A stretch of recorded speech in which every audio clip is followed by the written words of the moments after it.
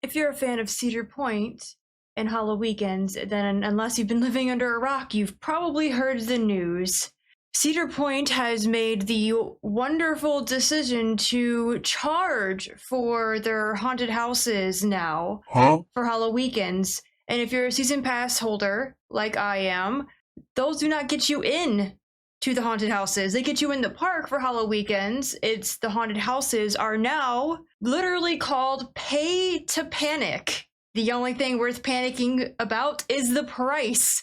Those things weren't worth going through when they were free. I only went through them because it was fun to make fun of them because they were so atrociously bad.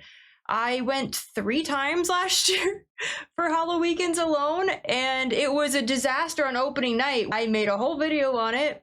It was an absolute disaster. And also on opening night, they didn't have the shows going. None of them, except for I think the clowns may have actually been playing music, but the main shows weren't going.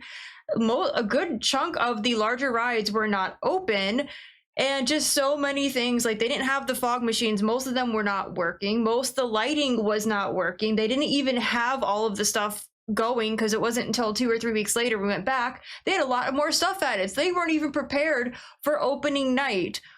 For the walkthroughs, the ones that you don't, not the haunted houses, which they now call haunted mazes, by the way, pay to panic.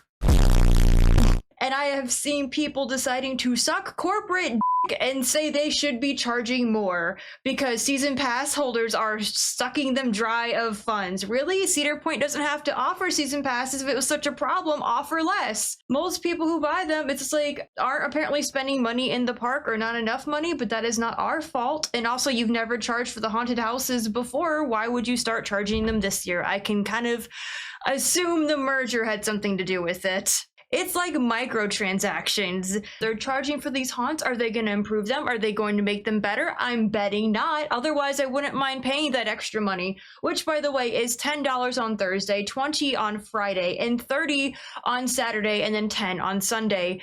If you want the Fast Pass, it's going to cost you a great deal more, up to $69 on peak season to get a Fast Pass for a day. If you want to get a regular add-on, I believe it's around $60 for the season pass add-on to get to the haunted houses. It's not worth it.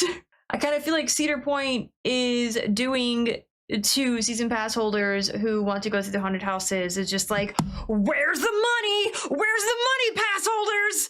Just dunking us in the fucking toilet, trying to milk us for more. I know a lot of people who buy season passes because that is all they do during the summer and the fall with their partners or by themselves or with their family because that is what they can afford, and they go a lot because they enjoy it, okay? And there is nothing wrong with that, but they are making it harder and harder for people on more limited incomes or people who just don't want to pay to go to the haunted houses because they aren't worth going into in the first place. Even some of the walkthroughs are atrociously bad. Blood on the Bayou had very obvious flaws, and as a haunt reviewer, I understand that Cedar Point isn't going to be the best when it comes to that, but I still have expectations for what we're paying to get into the park.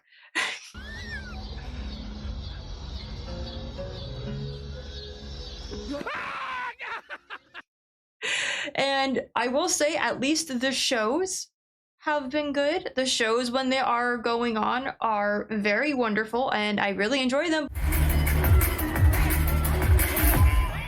Living to vanity praise. But there are things that weren't working last year. I was like, I expected on opening night there would at least be shows on opening night, not on every other Thursday, but just the Thursday that was opening night, but they couldn't even manage that.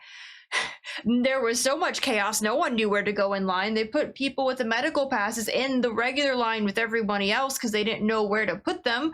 That's a problem for people who can't stand. Some of the mazes, by the way, that you're going to be paying for are midnight.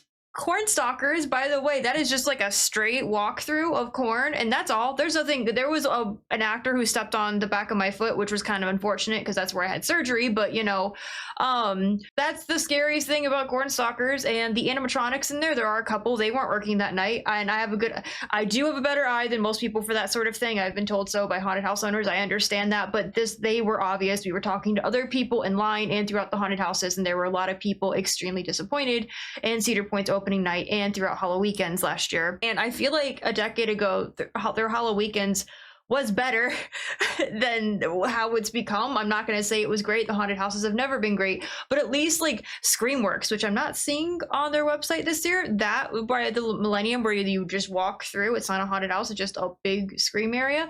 That was always, you know, fine. Like, I'm not going to say it's top tier, but the actors seem to really care and they did a wonderful job and their makeups and costumes seem really good. And I like that, but it just seems like they're changing. I don't know if they're taking it away or just don't have it listed on the roster because maybe it's blended in with Blood on the Bayou or the Western one. I don't know. I've seen a lot of people being upset, and I agree, like you should be. And it's like, yeah, $10 if you're going on Thursday per person may not seem a lot to a lot of people, but there are a lot of people who can usually afford to go, and that's might be the difference between them and their family not being able to go to the haunted houses. Maybe they like to go through them, maybe that they do enjoy them, and maybe they have small children, you know, that are, you know, get scared from normal haunted houses, but that can do Cedar Point haunted houses. And these are the things that I think about. And of course, like you're gonna pay to panic to go through Cornstalkers 2.0. The fact that they're charging for that one's like a kick in the nuts. If I had nuts, man, like, oh my god. The Haunting of Your Estate is probably one of their better haunted houses. I haven't been through it in a few years. I've always had friends that have worked at HalloWeekends. The rules didn't apply to me, so they would pick me up and run around with me in the haunted houses and scare the shit out of everyone else because they thought they could be touched. You're not going to touch you at the haunted houses. I've always, you know, enjoyed the cheesiness of the Haunting of Your Estate. I thought it was one of the better haunted houses there. Bloodbath was... Don't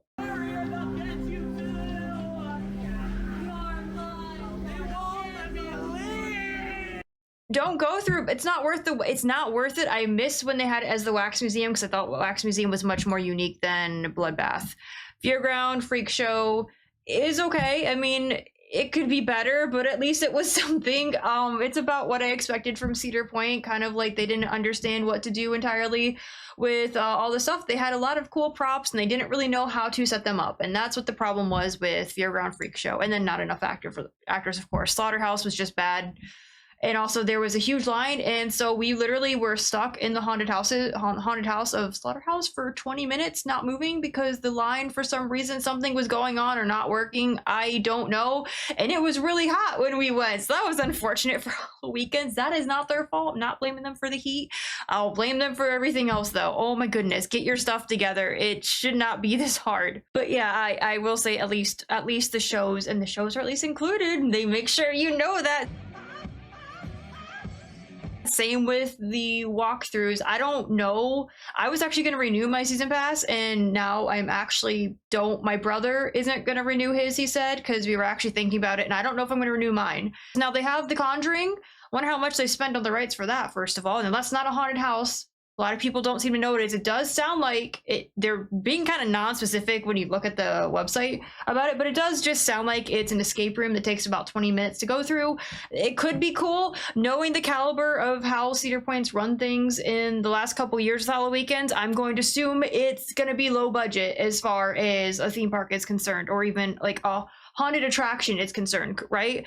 I don't know where they spend most of their HalloWeekends money because a lot of the stuff should be reusable. I'm not really sure what's going on. I'm assuming maybe it's the entertainment, and their entertainment's great. So like, I mean, at least don't don't cheap out on the entertainment, because that's one of the better parts of HalloWeekends. That, and I will say, as much as I am giving them shit right now because they do deserve it, especially with that announcement, walking along during the daytime and at night during HalloWeekends with the Graveyard of Rides with all their other little setups is really charming.